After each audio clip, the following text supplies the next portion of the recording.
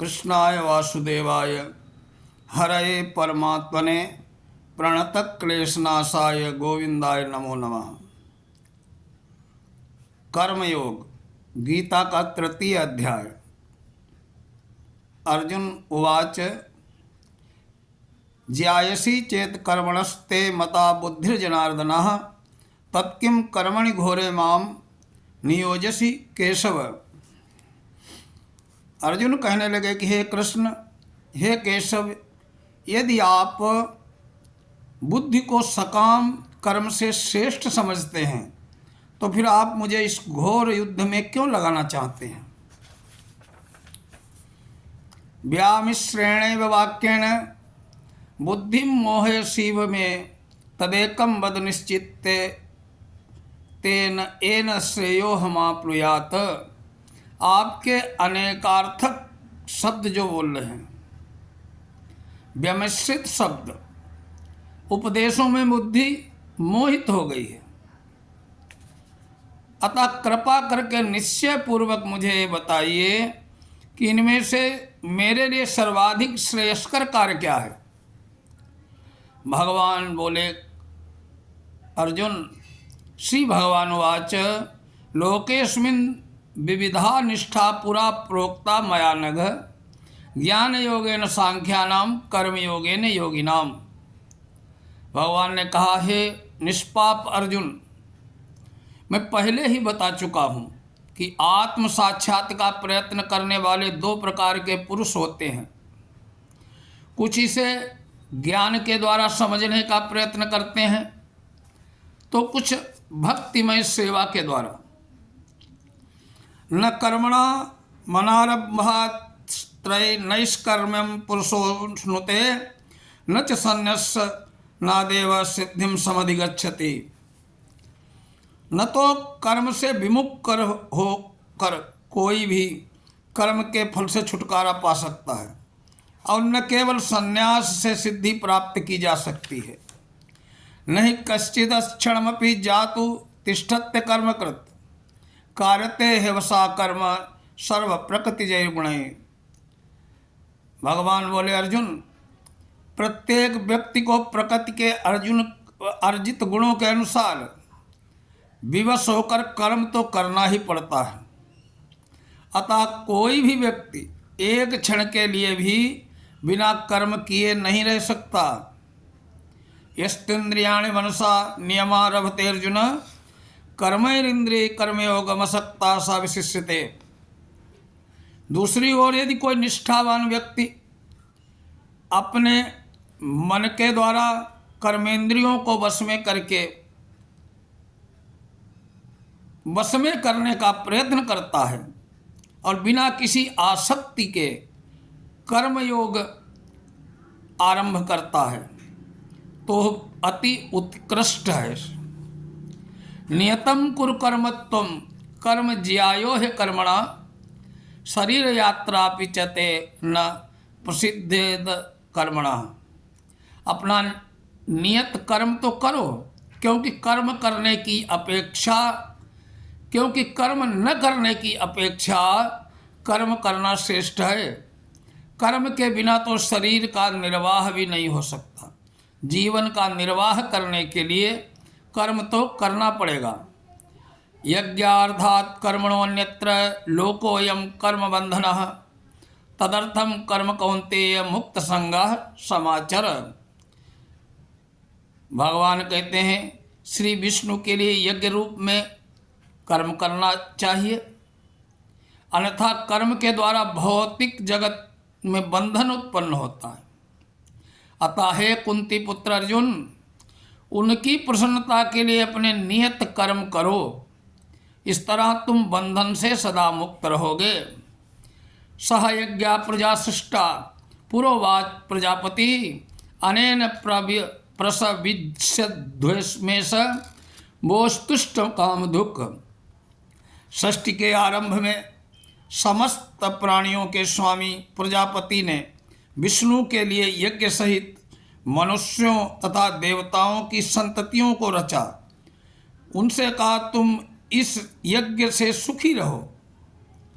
क्योंकि इसके करने से तुम्हें सुखपूर्वक रहने और मुक्ति प्राप्त करने के लिए समस्त वांछित वस्तुएं प्राप्त हो सकेंगी। देवान भावयता नेन ते देवा भावयन्तु वह परस्परम भावयन्तः श्रेयः परम वाप्स्यथ। यज्ञों के द्वारा प्रसन्न होकर देवता तुम्हें भी प्रसन्न करेंगे। इस तरह मनुष्यों तथा देवताओं के मध्य एक दूसरे के सहयोग से सभी को प्रसन्नता संपन्नता प्राप्त होगी। इष्टान भोगान्हि वो देवा दासन्ते यज्ञ भाविता तैर्दत्ता प्रदायेभ्यो यो भुंक्ते स्तेन एव सह। जीवन की विभिन्न आवश्यकताओं की पूर्ति करने वाले विभिन्न देवता यज्ञ संपन्न होने पर प्रसन्न होकर के तुम्हारी सारी आवश्यकताओं की पूर्ति करेंगे। किंतु जो इन उपहारों को देवताओं को अर्पित किए बिना भोगता है वो निश्चित रूप से चोर है। यज्ञ शिष्टासिनः संतो मुच्यन्ते सर्वकिल विषय भुंजन्ते ते त्वघम पापा ये पचन्ते आत्म कारणात्। भगवान के भक्त सभी प्रकार के पापों से मुक्त हो जाते हैं, क्योंकि वे यज्ञ से अर्पित किए गए भोजन प्रसाद को ही खाते हैं। अन्य लोग जो अपने इंद्रिय सुख के लिए भोजन बनाते हैं वे निश्चित रूप से पाप खाते हैं। अन्नात् भवति भूतानि पर्जन्यात् दन्न संभवः यज्ञात् भवति पर्जन्यो यज्ञ कर्म समुद्भवः। सारे प्राणी अन्न पर आश्रित हैं जो वर्षा से उत्पन्न होता है और वर्षा यज्ञ संपन्न करने से होती है। यज्ञ नियत कर्मों से उत्पन्न होता है। कर्म ब्रह्मोद्भवम विद्धि ब्रह्माक्षर समुद्भवम तस्मात् सर्वगतः ब्रह्म नित्यम यज्ञ प्रतिष्ठितम। वेदों में नियमित कर्मों का विधान है। ये वेद साक्षात भगवान पर ब्रह्म से प्रकट हुए हैं। फलतः सर्वव्यापी ब्रह्म यज्ञ कर्मों में सदा स्थित रहता है। एवं प्रवर्तितम चक्रम नानुवर्तयति यः अघायुरिंद्रियारामो मोघम पार्थम सजीवति। हे अर्जुन, जो मानव जीवन में इस प्रकार वेदों के द्वारा स्थापित यज्ञ चक्र का पालन नहीं करता है वो निश्चय ही पापमय जीवन व्यतीत करता है। ऐसा व्यक्ति केवल इंद्रियों की तुष्टि के लिए व्यर्थ ही जीवित रहता है। स्त्वात्मरतिरेव स्यादात्मतृप्तिश्च मानवः आत्मन्येव च संतुष्टस्तस्य कार्य न विद्यते। किंतु जो व्यक्ति आत्मा में ही आनंद लेता है तथा जिसका जीवन आत्म साक्षात्कार के युक्त है, जो अपने में ही पूर्णतया संतुष्ट रहता है, उसके लिए कुछ भी करणीय कर्तव्य नहीं है। नैव तस्य कृते नार्थो न कृते नेह कश्चन न चास्य सर्वभूतेषु कश्चिदर्थ व्यपाश्रयः। स्वरूप सिद्धि व्यक्ति के लिए तो अपने नियत कर्मों को करने की आवश्यकता रह जाती है। ऐसा कर्म करने का कोई कारण ही रहता है। उसे किसी अन्य जीव पर निर्भर रहने की आवश्यकता भी नहीं होती है। तस्माद् असक्तासक्तं कार्यम कर्म समाचर असक्तो ह्याचरन् कर्म परमाप्नोति पुरुषः। अतः कर्म फल में आसक्त हुए बिना मनुष्य को अपना कर्तव्य समझकर निरंतर कर्म करते रहना चाहिए, क्योंकि अनासक्त होकर कर्म करने से उसे पर ब्रह्म की प्राप्ति होती है। कर्मेणैव हि संसिद्धिर्मास्थिता जनकादयः लोक संग्रह में वापी संपश्यन कर्तुमर्हसि। जनक जैसे राजाओं ने केवल नियत कर्मों को करने से ही सिद्धि प्राप्त कर ली। अतः सामान्य जनों को शिक्षित करने की दृष्टि से तुम्हें कर्म करना चाहिए। यद्यदाचरति श्रेष्ठ तत्तद्देवतरो जनः सयत् प्रमाणम कुरुते लोकस्तदनुवर्तते। महापुरुष जो आचरण करता है, सामान्य व्यक्ति उसका अनुसरण करते हैं। वो अपने अनुकरणीय कार्यों से जो आदर्श प्रस्तुत करता है, संपूर्ण विश्व उसका अनुसरण करता है। न मे पार्थास्ति कर्तव्यम त्रिश्लोकेषु किंचन नान वाप्तव्यम वर्त एव च कर्मणि। हे अर्जुन, तीनों लोकों में मेरे लिए कोई करणीय नियत कर्म नहीं है, न ही मुझे किसी वस्तु का अभाव है, न ही आवश्यकता है, तो भी मैं नियत कर्म करने पर तत्पर रहता हूँ।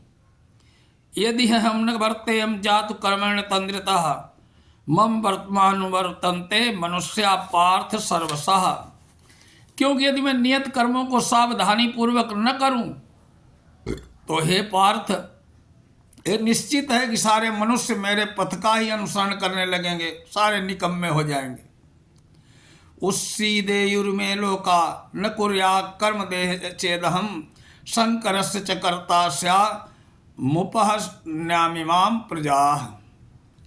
यदि मैं नियत कर्म न करूं तो सारे लोग नष्ट हो जाते हैं, तब मैं अवांछित जन समुदाय वर्ण संकर को उत्पन्न करने का कारण बनूंगा। इस तरह संपूर्ण प्राणियों की शांति का विनाशक बन जाऊंगा। सक्ता कर्मण्य विद्वांसो यथा कुर्वन्ति भारत कुर्याद् द्वन्द्वास्तथा शक्तिश्चिकीर्षुर लोक संग्रहम। जिस प्रकार अज्ञानी जन फल की आसक्ति से कार्य करते हैं, उसी तरह विद्वान जनों को चाहिए कि लोगों को उचित पथ पर ले जाने के लिए अनासक्त भाव से कार्य करें। न बुद्धि भेदम जने दशक ज्ञानाम कर्म संगिनाम जो सये सर्वकर्माणि विद्वान युक्तः समाचरण। विद्वान व्यक्ति को चाहिए कि वो सकाम कर्मों में आसक्त अज्ञानी पुरुषों को कर्म करने से रोके नहीं, ताकि उनका मन विचलित न हो, अपितु भक्ति भाव से कर्म करते हुए उन्हें सभी प्रकार के कार्यों में लगाएं। प्रकृते क्रियमाणानि गुणैः कर्माणि सर्वशः अहंकार विमूढ़ात्मा कर्ता हमिति मन्यते।